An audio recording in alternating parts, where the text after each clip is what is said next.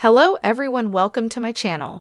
I hope everyone is having a wonderful day. Before starting the video, please go ahead and hit the subscribe button and give this video a like up today on the young and the restless Billy makes headway with Daniel CL, warns Sally about Billy, and Holding agrees to help Amy. All products and services featured are independently chosen by editors. However, Soaps.com may receive a commission on orders placed through its retail links, and the retailer may receive certain ABL data for accounting purposes.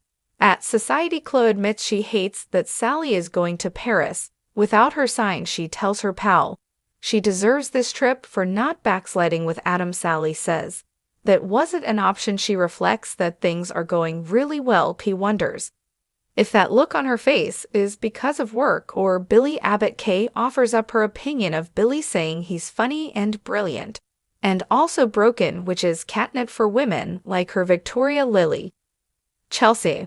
And now Sally admits her smile might be because Billy is going to be in Paris at the same time as her. K thinks that's great. It's a trip to a foreign country, not a lifetime commitment, which would be a different story. He doesn't have a great track record. Sally touts him starting up his business and complains people only focus on his mistakes. He's going to prove to the corporate world that he's one of the best clothes. I'm convinced at his place. Billy thanks Jack over the phone for the deposit to fund his new company. The doorbell rings and he calls. It's open.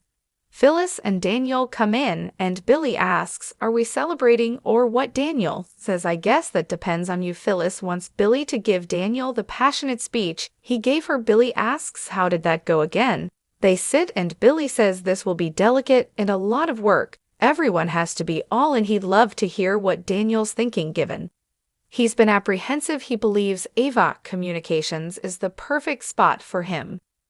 Daniel asks where he sees him in this. Billy tells him he'd be a key part of the Tiger team who will solve problems. He thinks what Daniel did to get his family through that nightmare he lived was heroic. He deserves a chance to turn the page. Daniel appreciates that but isn't sure he should be turning that page with Billy in Nate's living room.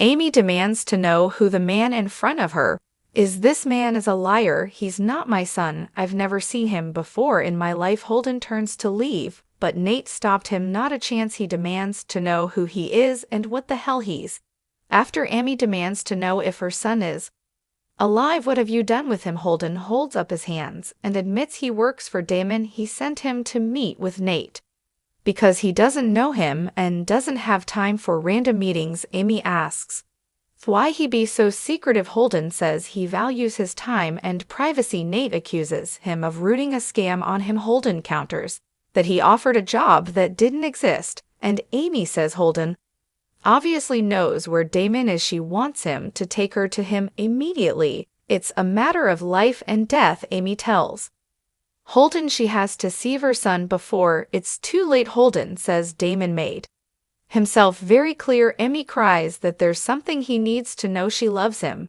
and forgives him for shutting her out. She needs him to forgive her. Nate tells Amy that Holden gets that she's a good woman and a good mother. He urges her to slow things down. Amy tells Holden she needs to see her son. You could do the decent thing and help me. Holden didn't sign up for any of this. Amy says that's between him and Damiam. Are you going to help me? Holden asks what she meant by before it's too late.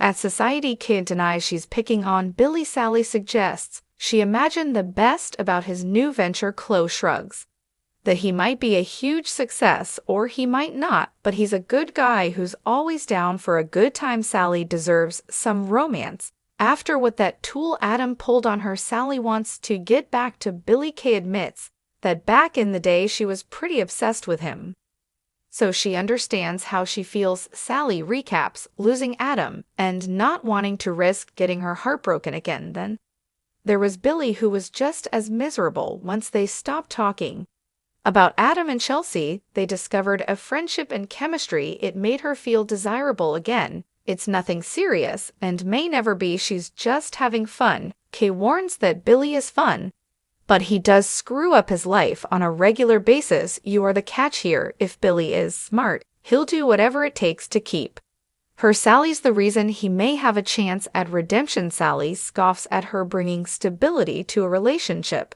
but Chloe insists she has impact in Billy's life. They debate whether he'll need reminders not to blow things up. Sally thinks he'd be perfectly fine without her and vice versa. CL and has you're worried about getting too invested and attached.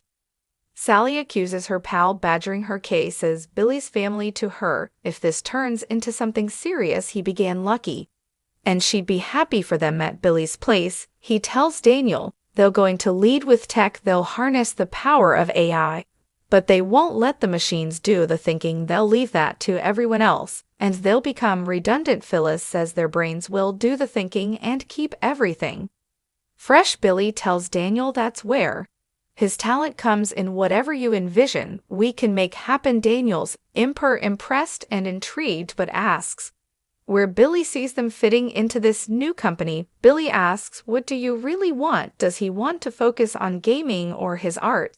Daniel says not art, not right now. Billy asks what kind of impact he wants to make. You can write your own ticket. Phyllis talks up how good this will look to Lucy and says it will give her son freedom. Daniel says it sounds incredible, but plans can go sideways. He questions if Billy has the money. Billy says Jack's on board, and the money is in the bank. His brother has faith in him and the startup. What do you say? Are you? And Daniel isn't saying no. He wants a night to think about it. Billy tells him to take a few days. If he comes on board, he needs to be committed. Billy reveals he's headed to Paris tonight, and Phyllis is taken back. Billy explains it's not business. He's going with Sally at Nate's place. Amy wants Holden to tell her son it's urgent that she see him.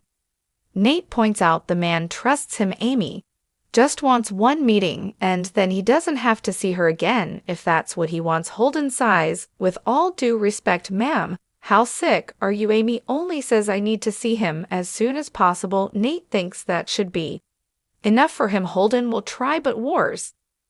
Damian is a stubborn man. Nate says they have faith in him, and it needs to be soon. Holden tells him Damian will one know how he figures into this. Nate says whatever he's thinking, it's bigger than that. He'll be happy to explain Xbit to him if he shows up at society. Kay talks to Sally about cute outfits and hopes she doesn't die of jealousy over Paris. Sally will take her next time. Kay urges her to take time for romance. Sally says they're just having fun.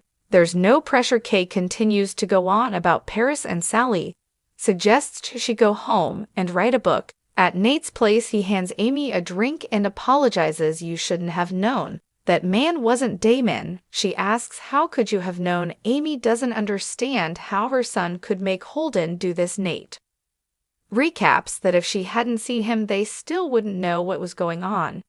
Amy says it hurts that her son kept these secrets and deception to avoid her, even after Nate mentioned her to Hen.